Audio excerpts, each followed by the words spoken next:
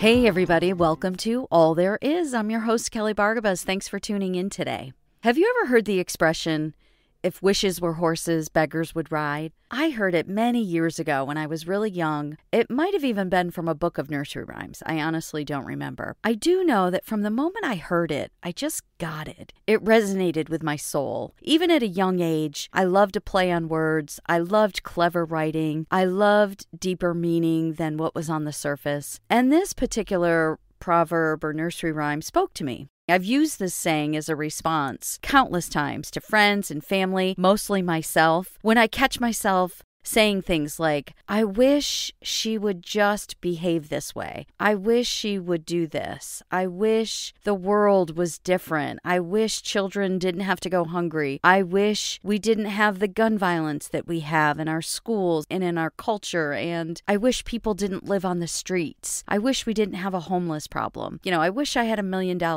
I wish I had a house at the beach. I'd catch myself saying things like that, and I'd say, oh, if wishes were horses. And most of the time, when I said this to other people, I would get the stink eye, like, what are you talking about? But sometimes I would say it to someone, and they knew exactly what I was referencing, and they'd give me a nod, and I loved it. This expression, if wishes were horses, beggars would ride, is an old Scottish proverb or nursery rhyme, and they believe it was first recorded before 1628. And if this is the first time you're hearing it, what the expression is really trying to convey is that it's not enough to just wish for something. Because if wishes actually worked or had any power at all, then even the poorest among us could have whatever they needed just by wishing. If wishes were horses, then beggars, or, those known as the poorest among us, would be able to wish for a horse. And in those days, before 1628, if you had a horse, you were wealthy. You had whatever you needed. If wishes actually had any power, we could have whatever we wanted, but they don't. I've always been a dreamer, and to me, it's more wistful instead of cynical. So this piece that I'm going to share with you today, it's called If Wishes Were Eagles, and it's a children's story.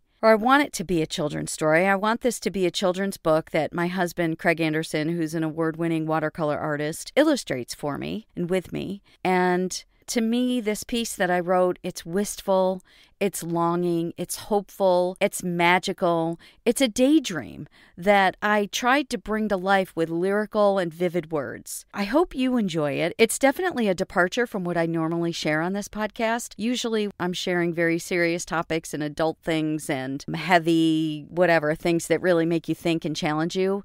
So just know that this is a daydream brought to life with lyrical and vivid words, and it's my attempt at capturing that wistful, longing, hopeful, magical spirit that I feel in this saying. Play it for your kids. Play it for your grandkids, your nieces, your nephews. Play it for people. Let me know what you think. Leave me a comment. I want your feedback. Like I said, this is one of a few children's books that I really want to collaborate with my husband on. Your feedback would be a gift to me. So here it is. If wishes were eagles.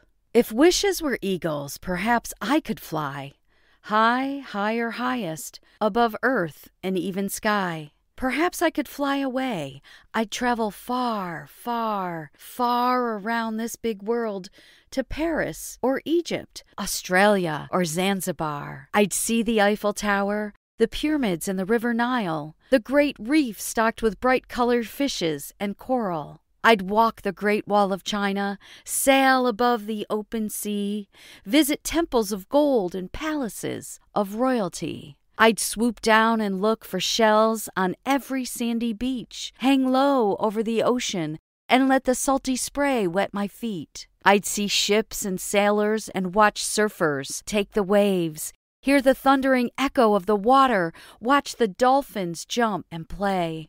I'd see the parks and picnics. I'd look for food at every turn, drink lemonade while I waited for the ice cream to churn. If it rained, I'd mount up with wings and fly until I reached the rainbow promise of red, yellow, blue, green, orange, purple stripes against the sky. When the going got tough and rough was in my way, I'd take off to the mountains, to a place that was safe. If I was lost and confused on any given day, I'd look out, look around, look for others who were going my way. I'd choose what was right and not follow wrong. Yes, I'd follow those flying who could bring me along. When I was lonely, I'd look for someone who needs a friend. I'd wrap my wings around them, lend an ear or a ride or a hand. When I was cold, hungry, or tired, I'd fly back to my warm nest, to the family who takes care of me, feeds me, and lets me rest. When sadness was chasing me,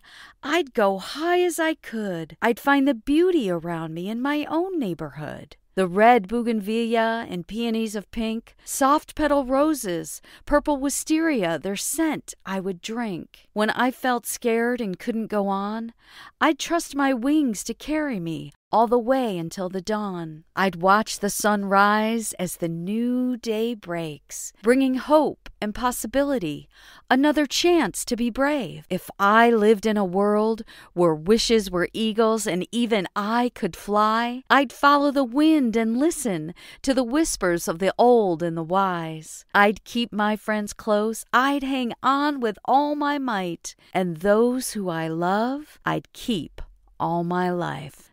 That's it.